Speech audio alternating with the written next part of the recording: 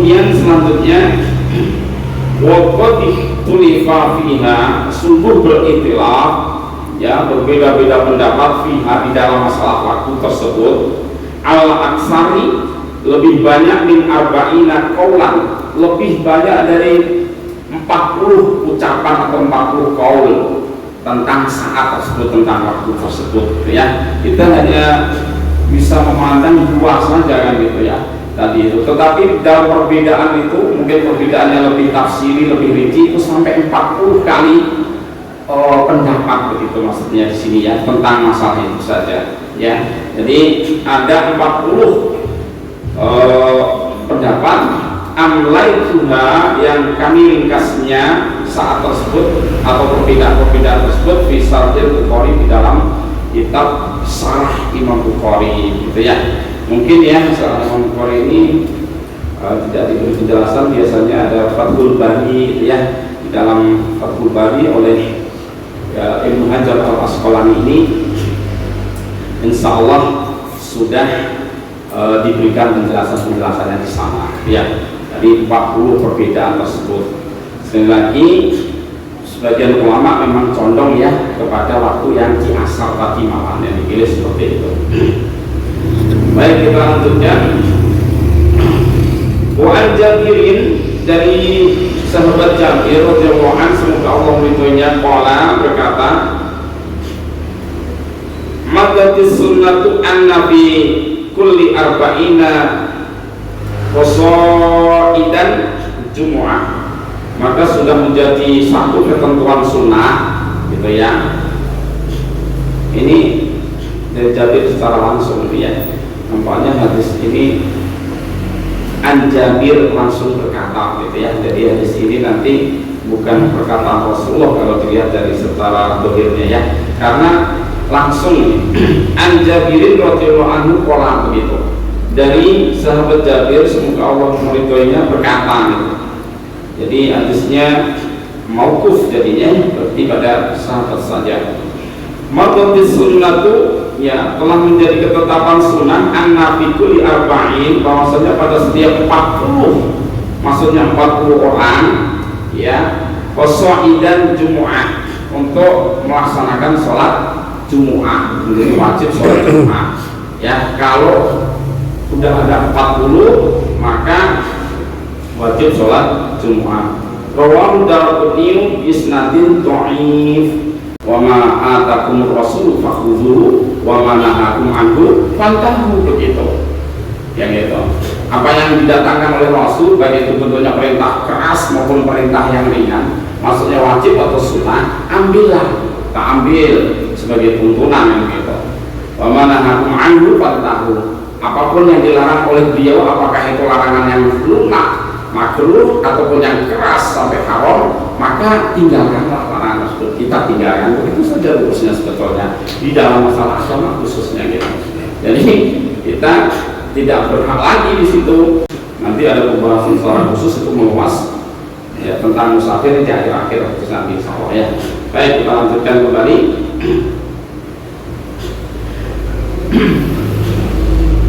Wa an Samurah bin Jundub, ya, dari Samurah bin Jundub radhiyallahu anhu, semoga Allah meridhoinya, anna nabiyya, bahwasanya Nabi sallallahu alaihi wasallam, karena beliau adalah yastaghfiru, memohonkan ampun, berdoa, maksudnya doa permohonan ampun, lil mukminin, untuk orang-orang beriman laki-laki, wal mukminat, untuk orang beriman perempuan, fi kulli jumu'ah, di dalam setiap Jum'ah ya. Makanya kalau kita lihat itu ya, imam-imam di akhir misalnya Allahumma fir lil mu'minin wal mu'minat wal muslimin wal muslimat, kan seperti itu. Kalau penyangat, ya Allah ampunilah saudaraku yang beriman dari laki-laki, dari perempuan, kan begitu, seperti itu. Walaupun hadis ini dikatakan lain atau lemah ya, yang tidak begitu lemahnya, Rahul Bazzar isnadin lain, dengan sanad yang lemah ya, yang lemahnya itu tidak terlalu lemah, maksudnya gitu ya. Lain itu lembek, begitu bahasa kita itu ya sebetulnya itu ya. Tetapi hadis ini toh misalnya lemah sekalipun, misalnya ditakdirkan sangat lemah sekalipun, dengan tidak berdasar hadis itu kita bisa mendasarkan kepada apa yang ada di Al-Quran gitu. Hanya ini spesifiknya kan beliau mendoakan di setiap Jumat begitu. Apakah ini di dalam khutbah ataukah di dalam luar khutbah begitu. Maka tidak ada penjelasan secara khusus karena yastaghfirul mu'minina wal mu'minati fi kulli jumu'ah, pada tiap Jumat. Maka yang tepat nampaknya ya para imam sekarang kan, ulama sekarang memasukkannya di dalam khutbah tersebut begitu, dengan dasaran kepada ayat yaitu walladzina ja'u min ba'dihim yaquluna rabbana ighfir lana wa li ikhwanina alladzina sabaquna bil iman wa la taj'al fi qulubina ghillan lil ladzina amanu rabbana innaka rahufur rahim. Di dalam surat Al-Hasr ya, di dalam surat Al-Hasr itu bahwasanya orang-orang yang datang setelahnya, maksudnya setelah hijrah,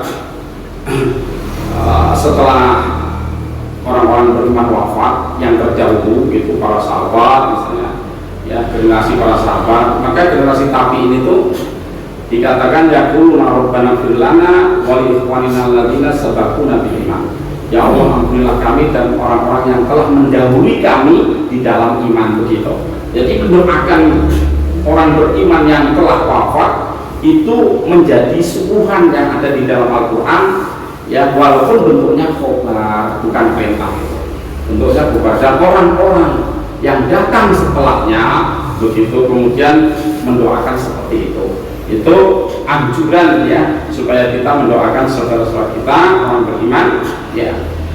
Dan wabil khusus adalah doanya itu kan, doa itu ada dua kalau dibagi, doa bentuknya pengampunan istighfar dan doa secara umum.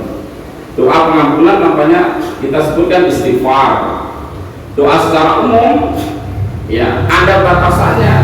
Doa yang khayal tidak mungkin terlarang. Doa yang merugikan orang dilarang kan begitu. Merugikan orang beriman dilarang begitu. Seperti itu. Tapi kalau istighfar secara umum, istighfar pengampunan, maka kalau kita lihat jelas sekali ya, dalam analoginya seperti orang yang di penjara, saudara kita yang di penjara itu ya, dihukum gitu. Terus saudara-saudara lainnya ya mungkin punya kedekatan, itu memintakan keringanan hukuman gitu ya, gitu, mengambil dengan hukuman kan diterima, bahkan akhirnya diampuni, dibebaskan begitu gitu. Ibaratnya seperti itu. Maaf, pengertiannya kita tidak menambah pahala loh ya ke orang tadi, karena wala taziru waziratu wizra ukhra kan itu ya.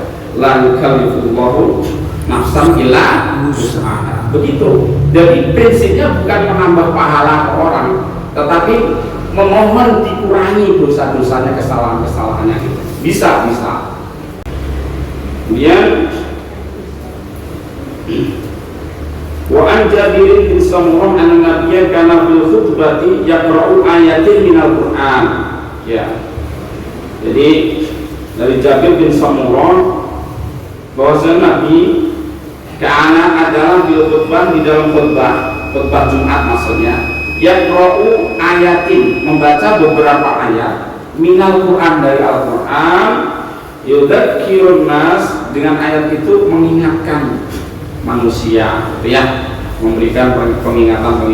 Jadi dengan mengutip Al-Quran itu sudah sangat lazim sekali. Biasanya sebagian ulama menyatakan bahwa rukun daripada khutbah itu adalah membaca Al-Quran. Makanya biasanya ada sebelum khutbah yang kedua itu akhirnya dibaca ayat ya, dengan membaca ayat wal asri innal insana lafi khusrin illa alladzina amanu wa 'amilus sholihati wa tawassaw bil haqqi wa tawassaw bis sabr. Itu kemudian misalnya di situ waktu rofikir wa anta khairul rafiqin, duduk kan begitu, kemudian berdiri lagi, itu ada seperti itu. Tetapi membaca Al-Quran di sini ya boleh ketika mencakup ayat tersebut adalah untuk mendasarkan kepada pemahaman agama gitu. Misalnya dasar wajibnya sholat Jum'ah adalah begitu ya, Di dalam surat Jumu'ah disebutkan ya ayyuhalladzina amanu idza nudiya lis-sholati min yaumil jumu'ati fas'au ila dzikrillah. Fas'au ila dzikrillah artinya segeralah menuju mengingat Allah. Ya, mengingat Allah pengertiannya adalah as-sholat, sholat Jumat itu sendiri begitu. Jadi pengertiannya sholat Jumat itu adalah wajib, misalnya begitu di dalam penyampaian khutbah. Ya, atau ayat-ayat lain yang berkenaan dengan akhlak, berkenaan dengan hukum-hukum maupun berkenaan dengan masalah-masalah muamalah yang lain itu bisa, ataupun bahkan kisah ya, kisah Qarun disampaikan, Qarun orang yang kaya misalnya gitu. Ayatnya begini-begini, inna Qarun sesungguhnya Qarun dan begitu, sampai akhirnya ditenggelamkan oleh Allah kan begitu misalnya, dijadikan landasan khutbahnya untuk menjadi hujah ataupun argumennya ya, kemudian diartikan dan penjelasan itu boleh seperti itu ya, itu sudah mafhum insyaallah ya gitu ya. Tetapi memang ternyata memang ada bahwasanya Rasulullah itu membaca ayat-ayat Al-Quran di dalam menasihati kepada manusia. Kita lanjutkan. Wa atau Ibnu Syihab anna Rasulullah SAW berkata al-jumu'atu haqqun wajibun ala kulli muslimin fi jama'atin. Nah ini ya. Jadi wajibnya jamaah sholat itu, sholat Jumat itu di sini salah satunya. Jumu'ah itu adalah hak wajib ya, ketentuan yang wajib ala kulli muslimin bagi setiap orang muslim fi jamaah, di dalam berjamaah. Maksudnya sholat Jumat itu harus berjamaah. Illa arba'ah, kecuali 4. Siapa 4 ini? Yang dikecualikan adalah mamluk, yaitu budak ya. Dan ini nampaknya sudah tidak ada karena perbudakan sudah dihapus gitu ya. Kemungkinan kalau ada lagi pada suatu zaman misalnya ada lagi yang berlakuan. Wam ro'atun, perempuan. Jadi perempuan tidak termasuk wajib di sini. Hanya saja kemarin disampaikan kalau misalnya ikut sholat Jum'ah ya boleh, nggak apa-apa. Wasobiyun, anak-anak kecil ya, belum sampai akil balik begitu, atau minimal belum mumayyiz kan begitu. Wa maridun, dan orang-orang yang sakit. Yang menjadi perbedaan nanti orang musafir di mana ada penjelasannya, tapi hadisnya lemah orang musafir itu. Kalau ini hadisnya memang penjelasannya rawahu Abu Dawud berqala lam yasma' tariqun minan nabi, tidak mendengar Tariq itu dari Nabi begitu secara langsung, tetapi ini di dalam Shahihul Jami sudah dinyatakan kekuatan hadis ini bisa dijadikan landasan begitu ya. Bahwa pengertiannya sudah sah hadis ini ya, tidak wajib untuk berjumuah pertama budak, perempuan, anak kecil dan orang sakit. Nah yang menjadi pertanyaan, bagaimana orang musafir bagaimana yang gitu kan? Coba kita ini sedikit. Wa akhrajahu Hakim min riwayatin Tariq al-Mazkur an Abi Musa. Tetapi dikeluarkan oleh Hakim dari riwayat Tariq tadi itu al-Mazkur yang disebutkan dari Abi Musa. Rupanya dari Abi Musa mendengarkannya. Itu juga artinya ada saksi jalan lainnya secara sanad yang menguatkan hadis tersebut ya. Kemudian beberapa ulama ahli hadis termasuk saya ikuti Wan Hasan itu juga menguatkan ini dengan beberapa sanad yang sudah disampaikan gitu ya. Jadi intinya hadis ini bisa dipakai. Wa ani bin Umar qala Rasulullah laisa 'ala musafirin jumu'ah. Ini menurut hadis ini ya, bahwa Rasulullah SAW bersabda tidak ada bagi seorang musafir itu jumu'ah. Ya, jadi hadis ini ya, tetapi kita lihat ini rawahu Tabrani bi isnadin dhaif, dengan sanad yang dhaif. Sebagian ulama akhirnya memberikan pengesahan kesahihannya di dalam Shahihul Jami, nomor hadisnya itu 5405 ya. Sebagian ulama tetap menyatakan ketidaksahihannya. Jadi ada dua pendapat ya bagi musafir. Maka dalam hal ini kalau musafir itu mudah untuk melakukan sholat Jumu'ah, wajib dia berjumu'ah begitu saja. Kalau memang sulit kondisinya darurat, misalnya di dalam pesawat gitu ya, kemudian juga di dalam kereta api yang Jumatnya masih berjalan sulit, maka kembali saja ke hukum rukhsah kalau kita mendapatkan keringanan seperti itu. Terus kita pernah mendengar Rasulullah itu pernah umroh atau haji ya, umroh 4 kali misalnya, berhaji sekali di akhir sekaligus haji wada kan begitu. Itu dalam perjalanan dari Madinah menuju Mekah beberapa hari pastilah melalui Jumat. Apakah Rasulullah berjum'ah atau tidak di dalam perjalanan musafir? Tidak ada keterangan satupun di dalam hal itu. Maka ulama yang pertama memberikan kesimpulan tidak adanya keterangan bukan berarti tidak melakukan begitu. Yang pertama ya, bisa jadi melakukan tapi nggak disiarkan gitu, nggak di riwayatnya nggak ada yang menulis gitu. Atau dengan tidak ada riwayat tersebut kemudian sebagian ulama berhubung tidak ada riwayat demikian maka kembali kepada hukum asal bahwa seorang musafir itu mendapatkan rukhsah begitu ceritanya, sehingga sebagian akhirnya tidak melakukan sholat Jumu'ah ketika musafir. Maka itu kembali kepada keadaan kita ya, kalau memang memungkinkan untuk melakukan sholat Jumu'ah maka jangan meringan-ringankan walaupun kita musafir. Kalau kita sedang sampai enak maksudnya begitu ya, dalam musafir itu kita mudah, bukan kita masjid atau dekat ada adzan dan kita bisa santai dalam urusan itu, maka pergilah kita ke masjid gitu. Jangan meremehkan karena dari awal kita sudah mengetahui Jum'ah itu adalah azimah, perintah yang kuat begitu ya, khususnya untuk orang muslim yang tidak dikecualikan tadi. Kalau kecuali yang sakit, anak kecil, perempuan dan budak, itu kan tidak wajib memang ada pengecualian gitu. Ya, gitu.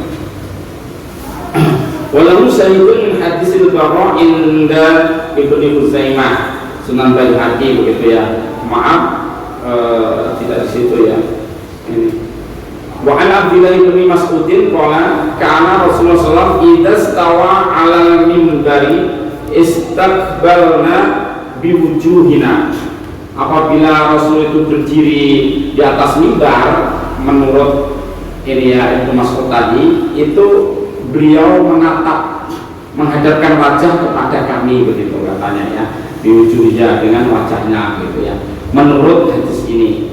Kemudian riwayat ini bi isnadin dhaif, riwayat ini dhaif tetapi di dalam Shahihul Jami sudah dianggap sahih. Kemudian walahu sahidun, ada sahih ya min hadisil Bara inda Ibnu Huzaimah di dalam Sunan Al-Baihaqi, jadi ada sahihnya, sahih itu penguatnya sehingga bisa dipraktekkan ya, pengertiannya bahwa Rasulullah itu sunnah Rasulullah ketika menyampaikan khutbah itu menghadap kepada jamaah gitu ya. Jadi mohon maaf gitu, kan ada yang begini terus ya gitu, itu sah juga. Tapi yang dianjurkan adalah sambil yang menghadap kepada jamaah juga, gitu, melihat kepada jamaah. Terakhir dalam Jumat, wa alil Hakim bin Hazm radhiyallahu anhu qala sahidna al-jumu'ah ma'an nabi sallallahu alaihi wasallam faqama mutawakki'an ala mason aw qausin. Kami berjumu'ah bersama Nabi sallallahu alaihi wasallam dan beliau berdiri mutawakki'an, bertumpu ala aso, di atas tongkat ya, aw qausin atau busur panah gitu ya. Jadi ada riwayat itu ternyata biasanya saudara-saudara kita kan terkadang itu di dekatnya mimbar itu dikasih tongkatan gitu ya. Nah, beliau katanya di atas mimbar itu nampaknya ya, ketika beliau sepuh sudah tua itu bertumpu begitu. Jadi tetapi ini hanya satu namanya sunnah jibiliyah saja, sunnah yang tidak ada perintah dan sebagainya gitu. Tetapi beliau secara manusiawi kalau kita nggak kuat berdiri bertumpu gitu loh pada tongkat atau pada sesuatu yang bisa untuk dijadikan pegangan gitu. Jadi tidak, artinya tidak, kalaupun sunnah itu bukan sunnah muakkad, bukan sunnah yang kuat untuk ditiru. Jadi orang tidak harus bertumpu, maksudnya begitu di dalam khutbah. Tapi kalau ingin bertumpu karena memang sudah tua dan meniru Rasul, ya boleh-boleh saja gitu, sambil menahan gitu kan, biasanya seperti itu.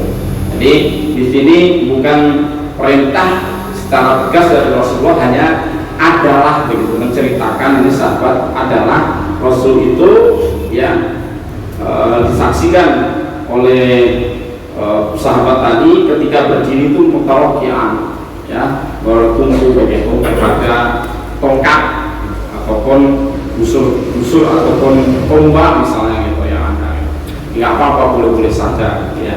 Tetapi sekali lagi itu bukan satu sunnah yang kuat, sehingga kalaupun tidak melakukan itu tidak mengurangi keafdalan daripada berkhutbah. Insyaallah demikian ya.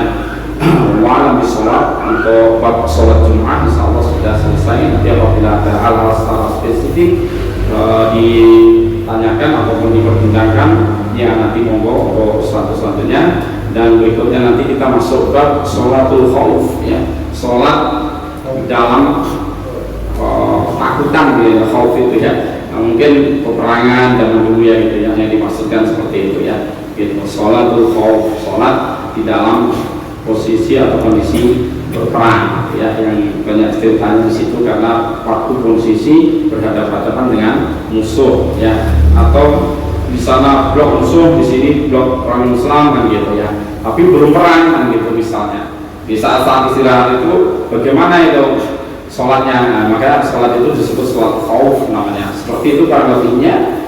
Dan untuk malam ini karena sudah masuk isya, mari kita akhiri bersama dengan bacaan hamdalah dan doa penutup majelis. Alhamdulillahirobbilalamin. Subhanallahumma wa bihamdika, asyhadu an la ilaha illa anta, astaghfiruka wa atubu ilaik. Wabillahi taufiq wal hidayah. Assalamualaikum warahmatullahi wabarakatuh.